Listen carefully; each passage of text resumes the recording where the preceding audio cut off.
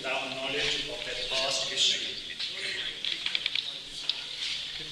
Marcus Garvey famously wrote that people without knowledge of their past history, origin and culture is like a tree without roots. Then Noam Chomsky famously said, a language is not just words, this is a culture, a tradition, a manifestation of a community, a whole history that creates what a community is.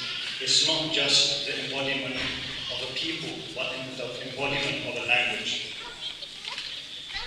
Guru Amardas also writes,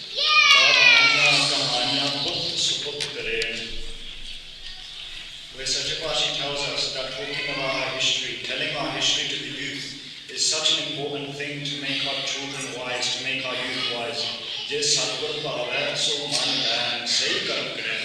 Then the children will be ready to follow the path of the book. Today, in Sambandhit of the importance of our history, the importance of our language, I'm going to be talking about a concept that's very unique to the Sikh Panth called Chardi Kala. The literal meaning of Chardi Kala. Chardi meaning rising, Kala meaning talent, Kala meaning power also. Something that is always rising within you. When we look at the direct translation of this, it's a concept of being ever optimistic, maintaining a mindset of constant positivity, even within adversity.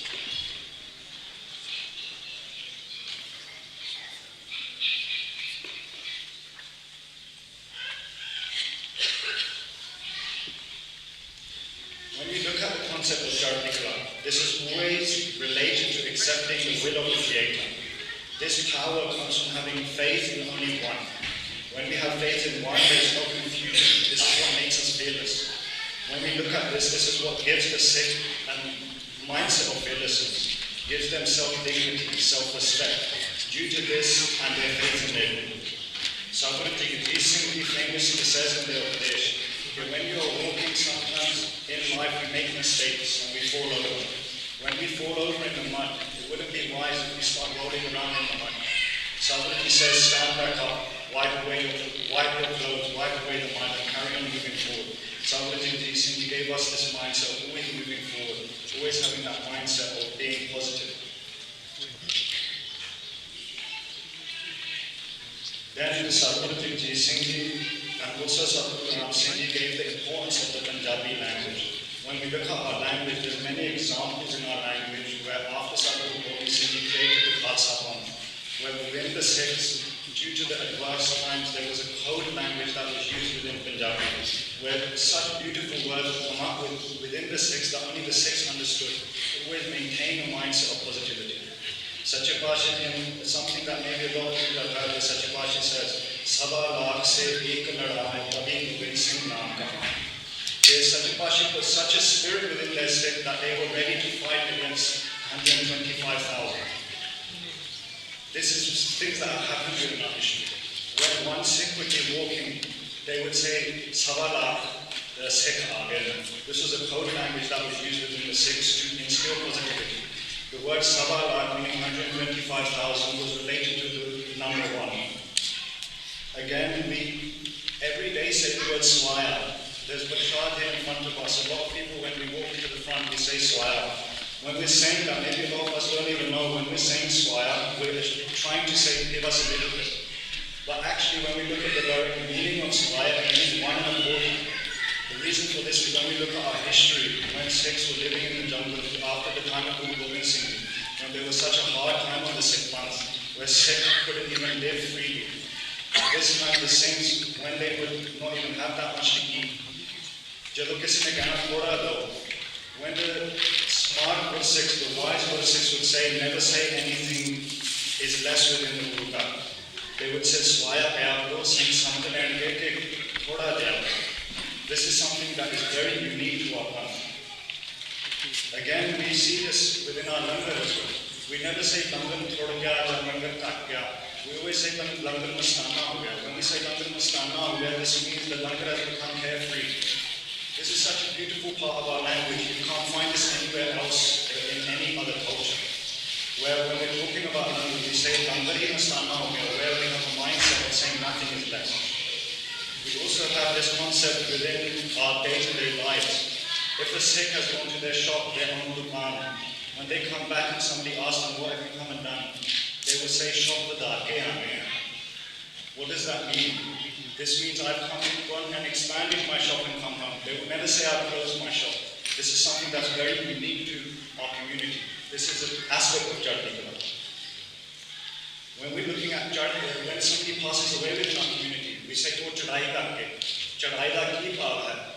When we're looking at Chadai, Chadai means to conquer your enemy. We say this all the time.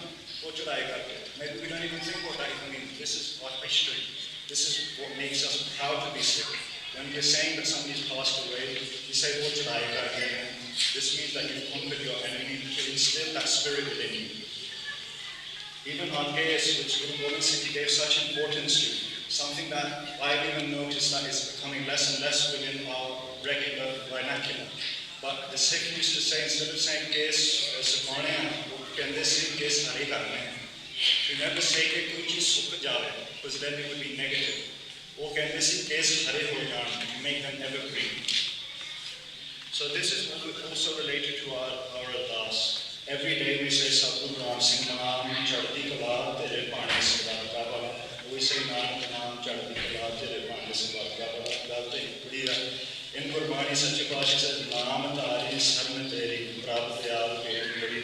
When we understand that we are in the sarn of that naam, and when we understand that there is nothing beyond the one, that gives power to the Sikh.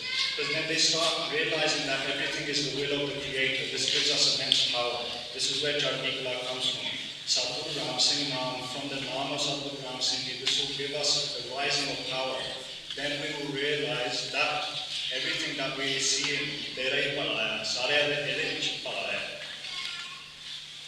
Examples in Sikh history, when we look at Bhai Jawand Singh ji, when we look at their Prajeen Panth Prakash, when Zakaria Khan was the governor of Lahore during the Mughal Empire, there from the Khyber Pass, from Afghanistan, Nader Shah comes, and by December he comes, and by January he defeats Zakaria Khan. And at that time he asked for 2 million rupees for tax to keep his governorship.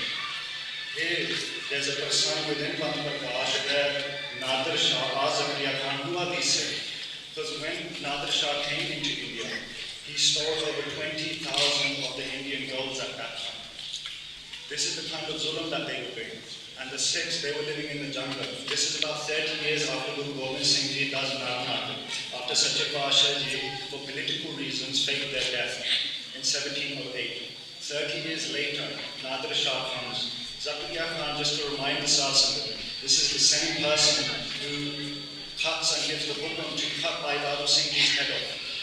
Cut Bhai Dadu Singh's scalp off as their hair was being cut. The same person that gave the command to cut Bhai Mani Singh ki shaheed bit by bit. This is the same person who lost against Nader Shah. He says that